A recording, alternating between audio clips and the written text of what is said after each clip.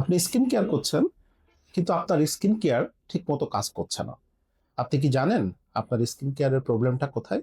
এমনকি এই ভুলটা ডার্মাটোলজিস্টরাও পছন্দ করেন না। এই ভুলটি হলো আপনি আপনার স্কিন টাইপ না জেনে স্কিন কেয়ার করছেন। কেন ডার্মাটোলজিস্ট এটা পছন্দ করেন না? কারণ এতে স্কিন ব্যারিয়ার ড্যামেজ হয় এবং স্কিনে একনি মার্ক এবং পিগমেন্টেশনের পরিমাণ বেড়ে যায় এবং আপনার একটি ধারণা জন্মায় যে স্কিন কেয়ার কাজ করে না। তাই ডার্মাটোলজিস্টরা বলেন আগে প্রোডাক্ট না, আগে স্কিন টাইপ জানুন। তাই স্কিন কেয়ার করার আগে প্রথমে আপনাকে যে কাজটি করতে হবে সেটি হলো প্রথমে আপনার স্কিন টাইপ জেনে নিন। একটি লং স্টেপের স্কিন কেয়ার মেনটেন না করে প্রথমে একটি শর্ট স্কিন কেয়ার শুরু করুন। লাইক ক্লিনজিং, ময়শ্চারাইজিং এবং সানস্ক্রিন দিয়ে আপনার স্কিন কেয়ার প্রসেসটা শুরু করুন।